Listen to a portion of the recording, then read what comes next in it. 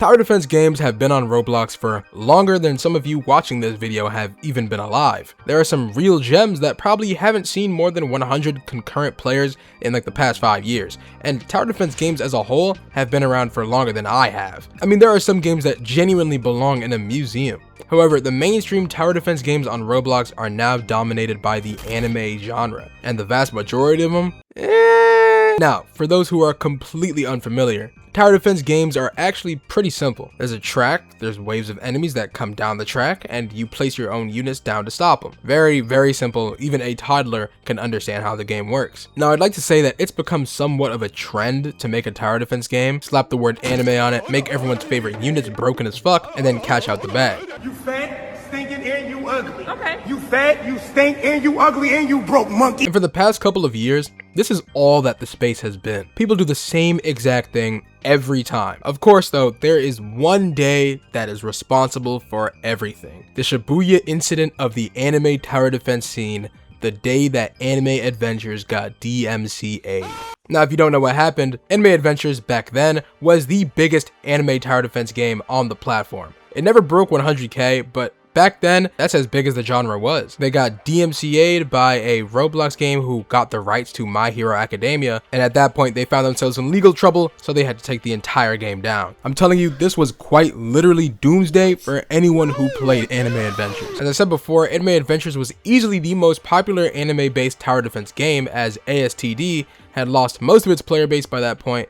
But I think what most people who played back then also forgot is that Anime Adventures never really had that many players compared to the games that are coming out now. You'd think that the way everyone talked about it, that it was the holy grail of Roblox. Hey bro, Prime Anime Adventures? Oh my god, you just had to be there. Nostalgia was genuinely running shit because the game wasn't even all that. And I enjoyed the game. I dumped Robux into that game. Like, don't get me wrong. But if someone put a gun to my head and told me to say that Anime Adventures was perfect, tell my mom I love her, bro. The pay to win shit was out of control. More microtransactions than a scam mobile game. And then on re-release, bro, oh my god, we're not even gonna talk about the reskins.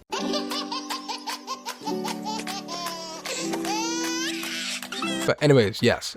Anime Adventures getting taken down was kind of like Roger being executed. The genre wasn't crazy popular until the game was taken off the platform, and then everyone decided it was time to cash in and see what they can do. Anime Last Stand, Anime Defenders, Anime Reborn, Anime Rangers X, Anime Cruise. Do I really have to keep going? To this day, every 2 months it'll be something new. Some new tower defense game with the most unbelievable amounts of hype. Now, some of you may have forgotten this game that I'm about to mention, but once I say its name, I'm sure it'll ring a ton of bells about what I just mentioned. Probably one of the most infamous tower defense games to come out in recent times.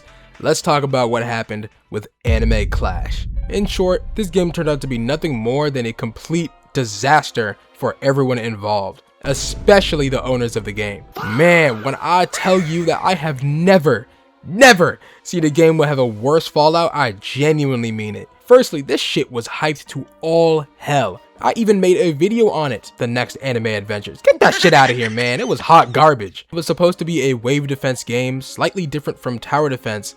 I get into the game and that shit is less engaging than watching grass grow. And then the bugs, oh my god, dude, the game was damn near unplayable. The developers decided it was more worthwhile spending their time watching Cocomelon instead of developing. I don't think you could even beat a level of the game, it was just so broken. Mind you, they had maybe like 200,000 people waiting in a premium payout farm AFK chamber. I mean, looking back at it, it should have been extremely obvious to the majority of the community what was happening, because when a game releases an AFK chamber before their actual like release of the entire game, it should have rang a couple bells, you know? Like, I think at some point they realized that their game was so unbelievably buggy and broken that they just decided, okay, we just dumped all of our money into some project that is absolute dog shit, so let's open this AFK chamber, open the game for one day, and run off with all our money. Like, it's really painfully obvious how easy it is to trick a massive amount of people as long as you know what you're doing. Show them only the good things and they'll go nuts, until you pull back the curtain and let them play the piece of shit that you and your team of developers you bought off Craigslist created. And so 100 tower defense games later and we're back to the present. As of right now, generally,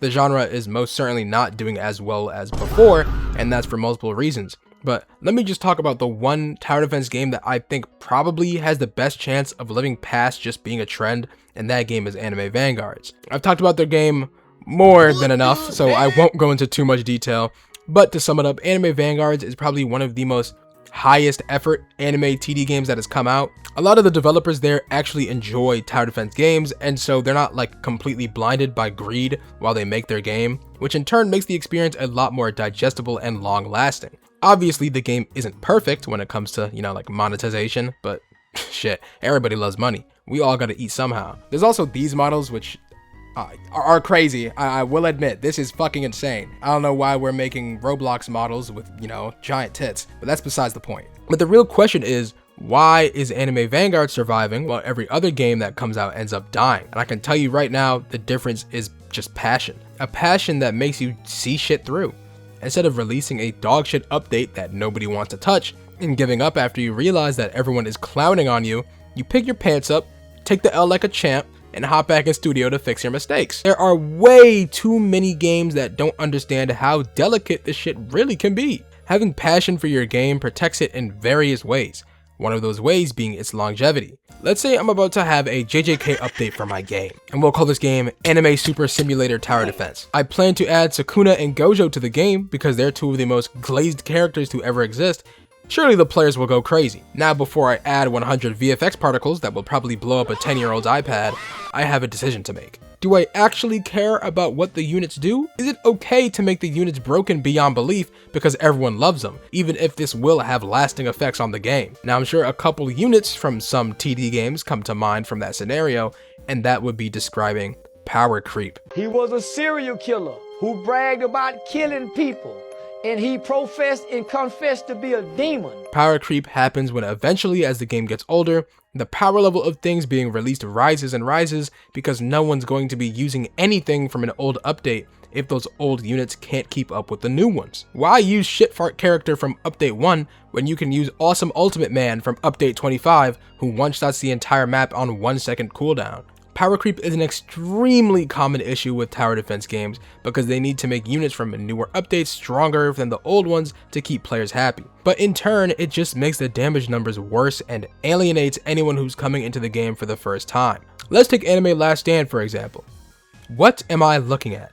What the fuck are these numbers? We're doing 1 gratillion damage every second. I mean, some games have truly just lost the plot. It may seem like a good idea to just make units do more damage the later they come out, but it's more of like a band-aid fix, because eventually you'll end up with a damage values like Anime Last Stand. Now, imagine you're a new player coming into the game for the first time. You're 15 updates behind, which is honestly pretty generous considering half these games don't even live for 15 updates, but you're clearly extremely behind the player base. Your base form Mythic Luffy, who used to be the best unit a year ago, is only doing 10,000 damage, while the new Gojo unit has a map-wide domain expansion, does 1 trillion damage, and is necessary for progressing any of the new content that was released. And so now you probably spend all of your currency to get your doo-doo ass unit, can't AFK farm for currency because your units are too behind, and you're forced to struggle until you finally get lucky enough to pull one of the more recent units off the banner, which in most games assigns characters a random chance to even appear to be able to be summoned. Speaking of randomness, luck is another thing that seems to absolutely plague these games. There's always RNG with something, and usually it's something that'll make or break your gameplay. If anything though, there's one system that is universal with every anime tower defense on the platform, and is a trait system. There's always one trait with a 0.001% chance to roll, and is usually what the entire game is centered around getting. This trait will usually be meta on the most recent units, usually make it so that they can only be placed once and give them an insane amount of buffs to the point where they can probably solo the entire game for you. Inherently, it's not a terrible thing to have, but then there's the pay to win aspect of the game that I mentioned earlier. Instead of farming for the rerolls to get that trait, it's by far easier to grab mommy's credit card while she's sleeping and spend your own college fund on trait rerolls. If you can't afford that, your only other option to catch up decently fast is to macro, which is essentially just having the game played for you without you even needing to look. I won't go into too much detail because I'm probably just going to make a whole other video on macros, so you should probably subscribe if you don't want to miss that one, I'm just saying.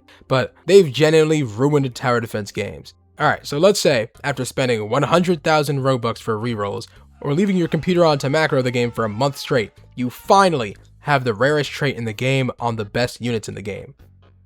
Now what? What are you gonna do with your newly founded godlike team? Nothing.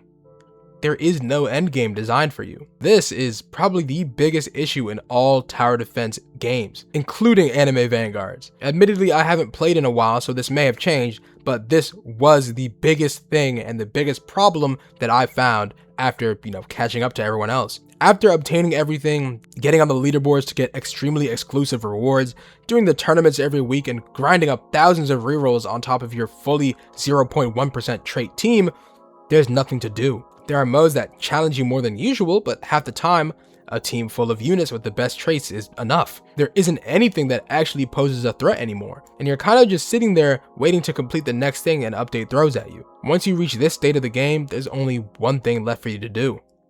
Quit. At least until the next update. There's quite literally nothing for you to do on the game. Then once that update drops, you repeat the cycle and do it all over again. Now this is my personal experience with anime vanguards and anime adventures, but I can assure you this sentiment can probably be shared throughout the entire genre. With nothing to do at the quote-unquote end of the game, you're forced to play update to update, and once you finish it within 3 days to a week, that's it. Better have a good amount of YouTube video essays saved up for the wait, because you're not getting another update for the next 3 weeks. Now, if I was to say that I never had fun on anime tower defense games, or I just, find them all terrible, I'd be lying. As I said before, I enjoyed playing anime adventures and I enjoyed playing anime vanguards, but I think that era is soon to be behind us. As of recent, anime vanguards is probably the last fully alive anime tower defense game. Most of the others have completely fallen behind, and they're just, not fun. They're not fun anymore. There's a lot better games that have released. There's a lot better genres to play that are a lot more interactive, take a lot less time, take a lot less grinding, and I think people have started to realize that developers are just spamming the exact same formula over and over again. Anime tower defense games had their time, and it's coming to an end. All in all, anime tower defense games on Roblox were some of the most overhyped garbage on the platform, while at the same time containing some hidden gems. They were almost always too good to be true, with their VFX and animations or cutscenes being the only thing that carries the hype in the trailers until the game actually releases. Even with the abundance of games that all pretty much play the exact same, there's a handful that are actually playable, and even they still require you to go out of your way to do extra things during progression for you to actually be able to keep up. Again, the only game that I can continue to praise whatsoever in this genre is anime vanguards, as they've proven to have the actual knowledge to make one of these games flourish. However, that's not to say the game doesn't have its own problems. The tower defense genre is one of the most beloved and classic genres to exist, maybe on the internet, but as usual, Roblox developers did what they do best and run the concept into the ground. I do hope to see a lot more original tower defense games on the platform, as I really do miss it. I'm definitely done with the anime side of that genre. So if someone finds any, please let me know. This script was way too long. Thanks for watching, subscribe, and I'll see y'all later.